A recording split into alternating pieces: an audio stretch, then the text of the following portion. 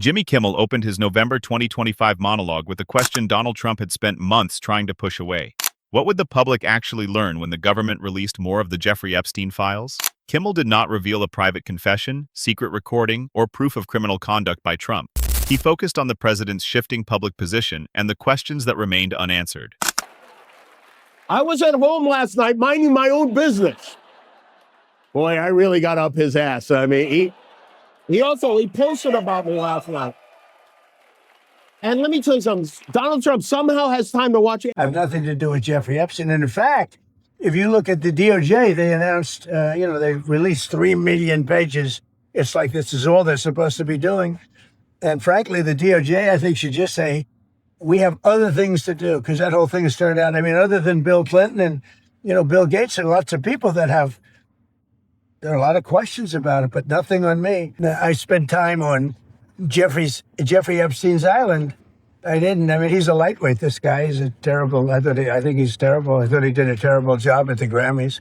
I thought the whole Grammys was terrible. I watched part of it. It's not watchable. But he was a lousy host. I'd say not as bad as Jimmy Kimmel, but pretty close. Before, and a former president's never been compelled to appear before Congress. Is this where this is all heading as of today? Well, we've never had a former president either this close to a convicted felon either. I mean, it's problematic. Bring in someone who actually knew him, someone who Epstein called his closest friend, someone who said he was a terrific guy who likes beautiful women on the younger side. Well, someone like, I don't know, this gentleman in the pink tie. I don't know who he is, but they seem to be pretty chummy.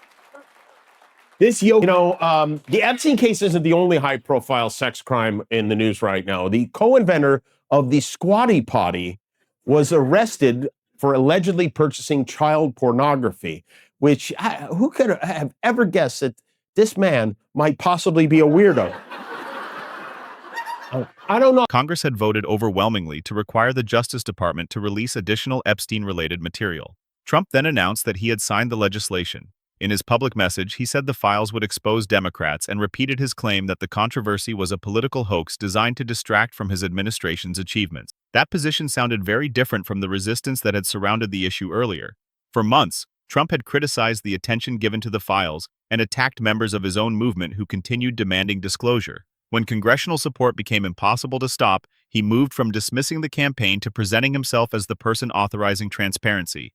Kimmel highlighted that reversal. His point was not that signing the bill proved guilt. It was that Trump's sudden enthusiasm did not erase the earlier effort to minimize the subject. Kimmel also questioned whether the public would receive everything because the law allowed material to be withheld for reasons including victim privacy, active investigations, and national security. The distinction mattered. Trump's name appearing in records connected to Epstein would not, by itself, prove wrongdoing. Trump and Epstein were publicly acquainted decades earlier, and Trump has denied involvement in Epstein's crimes. Responsible analysis must separate documented association from unsupported accusation. Kimmel's argument concerned credibility. If Trump believed the files were only a hoax, why had the subject produced months of political conflict? If there was nothing important in the remaining material, why attack Republicans who asked for its release?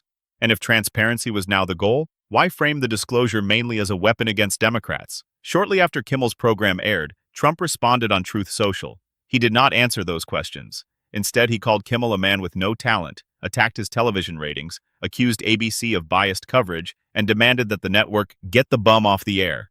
That was the documented reaction. There was no verified scene of Trump watching backstage, panicking before cameras, or confronting Kimmel live.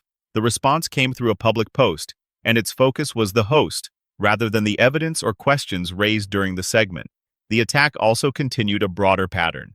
Trump had repeatedly called for Kimmel and other late-night hosts to be removed after unfavorable coverage. Only 2 months earlier, ABC had temporarily suspended Kimmel following controversy over a separate monologue. The show later returned after public criticism of the suspension. Kimmel answered Trump the next night by noting that the president had already tried to get him removed and had failed. He proposed a simple arrangement. He would leave television when Trump left office. The response kept attention on the unusual fact that a sitting president was publicly pressuring a private network to dismiss a critic. Viewers could dislike Kimmel's politics, reject his humor, or question his interpretation of the Epstein controversy. None of that required government pressure or presidential demands for cancellation. The proper answer to disputed commentary is evidence, criticism, and competing speech. The timing made the exchange revealing. Trump had just signed a measure presented as transparency,